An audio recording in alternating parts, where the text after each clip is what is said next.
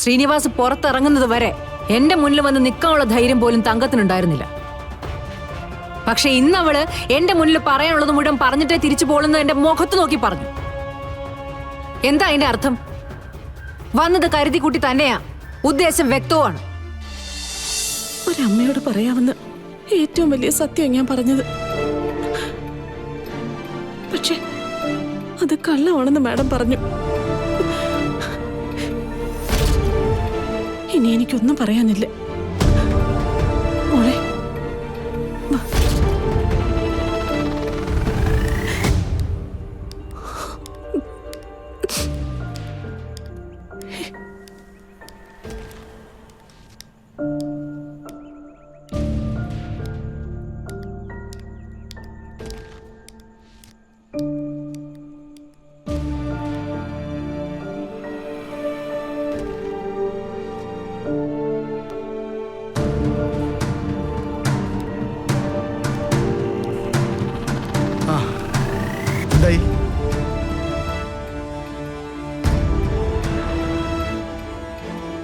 ആട്ടി ഇറക്കി വിട്ടു അല്ലേ? ഞാൻ പറഞ്ഞതൊന്നും വിശ്വസിക്കുന്നില്ല. ഞാനിപ്പോ ചെന്നതുപോലും സാറിന്റെ ചതിയാണെന്നാ പറയുന്നേ. ഞാൻ പറഞ്ഞതല്ലേ, സിത്താരയുടെ പിടിവാശി എനിക്ക് അറിയാവുന്നോണ്ടാ പറഞ്ഞേ. ഒന്ന് ആലോചിച്ചൂടെ?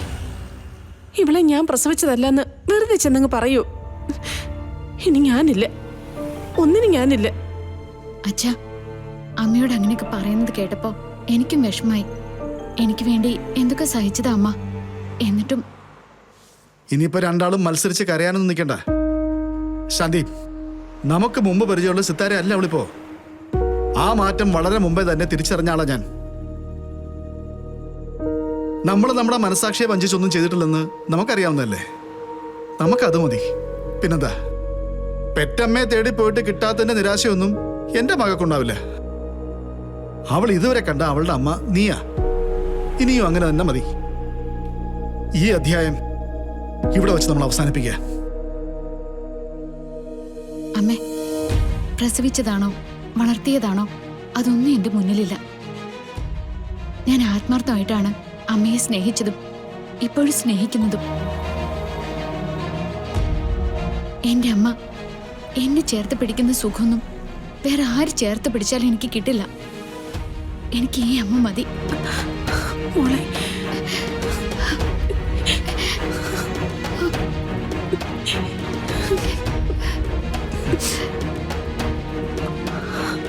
ഇനിയിപ്പോ നമ്മൾ എന്തിനാ ഇവിടെ നിൽക്കുന്നേ?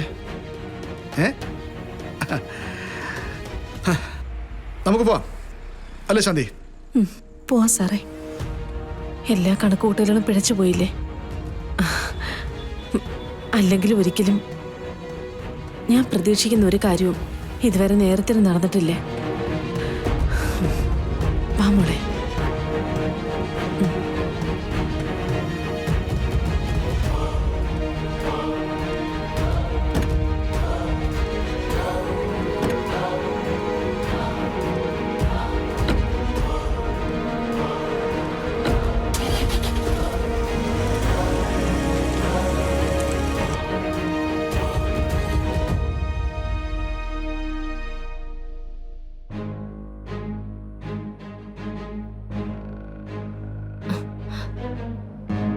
മാം, ഞാനൊരു കാര്യം പറഞ്ഞ ദേഷ്യപ്പെടുവോ? പറഞ്ഞോളൂ. ഏതെങ്കിലും ഒരു അമ്മ സ്വന്തം മകളെ മറ്റൊരാളുടെ മുമ്പിൽ കൊണ്ടുവന്ന് നിർത്തിയിട്ട് ഇവളെ ഞാനല്ല നിങ്ങൾ പ്രസവിച്ചാണെന്ന് പറയൂ? അങ്ങനെ ഒരു കാര്യം പറയാൻ ഒരു പെറ്റമ്മയ്ക്ക് സാധിക്കൂ? അവരിങ്ങനെ പറഞ്ഞതുകൊണ്ട് മാത്രമല്ല, ഗാഥ മാഡവും കൃഷ്ണയും ഒരുപോലെയല്ലേ ഇരിക്കുന്നേ. അപ്പോ കൃഷ്ണ മാമിന്റെ മകളാകാൻ ഒരു ചാൻസ് ഇല്ലേ? മാം ഒന്ന് മനസ്സിരുത്തി ഒന്ന് ആലോചിച്ച് നോക്കി. അവര് പറയുന്നത് പൂർണ്ണമായിട്ട് സത്യമാണെങ്കിൽ തള്ളിക്കളയുന്നത് സ്വന്തം മോളെ തന്നെയല്ലേ മാം? കൂടെ നിന്നവരാരെങ്കിലും സിനിയെ ചതിച്ചിട്ടുണ്ടോ? ആത്മാവ് പങ്കിട്ട് കൊടുത്തവരാരെങ്കിലും നിന്നെ വഞ്ചിച്ചിട്ടുണ്ടോ?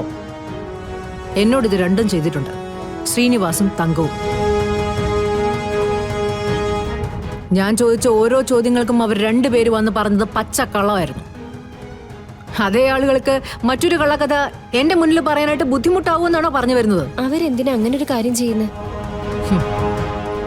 അന്ന് അവർക്ക് എന്റെ മനസ്സില്ലാണ്ടാക്കിയാൽ മതിയായിരുന്നു. ഇപ്പോ സിതാര ശ്രീനിവാസ സമ്പന്നയാണ്, സർവശക്തിയാണ്. അതില്ലാണ്ടാക്കണ്ടേ?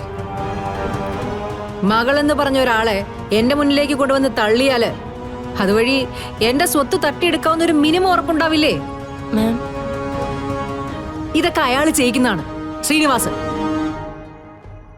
അല്ലെങ്കിൽ ഇതിനു മുമ്പ് തങ്കം എത്ര തവണ കൃഷ്ണയും കൊണ്ട് എന്റെ നിന്നെ മുമ്പിൽ വന്ന് നിന്നിട്ടുണ്ട്. അന്നൊന്നും എന്താ കൃഷ്ണ എന്റെ മകളാണെന്ന് വിളിച്ചു പറയായിരുന്നത്? അതിന് ശ്രീനിവാസ ജയിലിൽ നിന്ന് വരുന്നവരെ കാത്തിരിക്കണമായിരുന്നു. മാം അങ്ങനെ ചോദിച്ചാ യെസ്. ഇനി ശ്രീനിവാസ് പുറത്തിറങ്ങുന്നത് വരെ എന്റെ മുന്നിൽ വന്ന് നിൽക്കാനുള്ള ധൈര്യം പോലും തങ്കത്തിനുണ്ടായിരുന്നില്ല. പക്ഷെ ഇന്നവള് എന്റെ മുന്നിൽ പറയാനുള്ളത് മുഴുവൻ പറഞ്ഞിട്ടേ തിരിച്ചു പോളുന്നത് എന്റെ മുഖത്ത് നോക്കി പറഞ്ഞു. എന്താ അതിന്റെ അർത്ഥം? വന്നത് കരുതി കൂട്ടി തന്നെയാ, ഉദ്ദേശം വ്യക്തവുമാണ്. കൃഷ്ണനോടുള്ള പരിഗണന കൊണ്ട് മാത്രം, ഇല്ലെങ്കിൽ കഴുത്ത് ഞെരിച്ച് കൊന്നേനെ ഞാൻ അവളെ. ഒരു കാര്യം എനിക്ക് വ്യക്തമായി, ജയിലിൽ നിന്ന് ഇറങ്ങിയ അയാൾ വെറുതെ ഇരിക്കാനായിട്ട് ഉദ്ദേശിച്ചിട്ടില്ല. എനിക്കെതിരെ അയാൾ കരുക്കൾ നീക്കി തുടങ്ങിയിരിക്കുന്നു. പക്ഷേ ഇനി എന്റെ നേരെ ഒളിഞ്ഞോ തെളിഞ്ഞോ വന്ന ശ്രീനിവാസനോട് ഞാൻ പകരം ചോദിച്ചിരിക്കും. അത് അയാളെ കൊന്നിട്ടാണെങ്കിലും എനിക്ക് പശ്ചാത്താപം ഉണ്ടാവില്ല.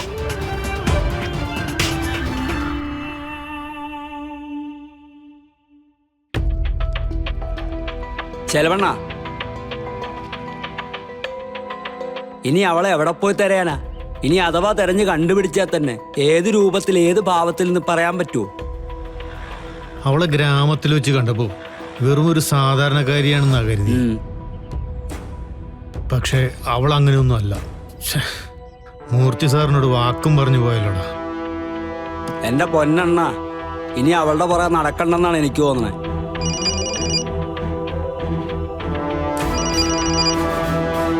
മൂർത്തി സാറാ, അയാൾക്ക് ചത്തോന്ന് അറിഞ്ഞാ മതി, ഇവിടെ നടക്കണ പുകിലൊന്നും അയാൾക്ക് അറിയണ്ടല്ലോ.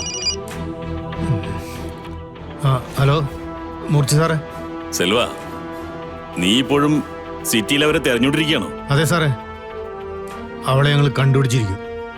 ശ്രീനിവാസൻ സിറ്റിയിൽ നിന്നും തിരിച്ചു കഴിഞ്ഞു. ശരി സാർ. അവര് 3 പേരും തിരിച്ച് നാട്ടിലേക്ക് പോരുക. അവരിപ്പോ ഏകദേശം കതോലിപ്പാലം കഴിഞ്ഞു. നീ അവരെ പിന്തുടർന്നോ? നമ്മുടെ ഗ്രാമത്തിലേക്ക് ചുരം ഇറങ്ങി കഴിയുമ്പോ ഏകദേശം പാതിരാത്രിയാവും. ചുരത്തിൽ വെച്ച് വണ്ടി ഇടിച്ചാ മതി. കൃത്യമായിട്ട് 3 എണ്ണം കൊക്കയിലേക്ക് തന്നെ പോകണം. ഒരു ന്യൂസ് പോലും പുറത്തു വരരുത്. ചെയ്യാൻ പറ്റുമോ നിനക്ക്? ഇത് ഡ്രൈവറുടെ കളിയല്ലേ സാറേ. വണ്ടി കയറിയ സെൽവൻ പറക്കും.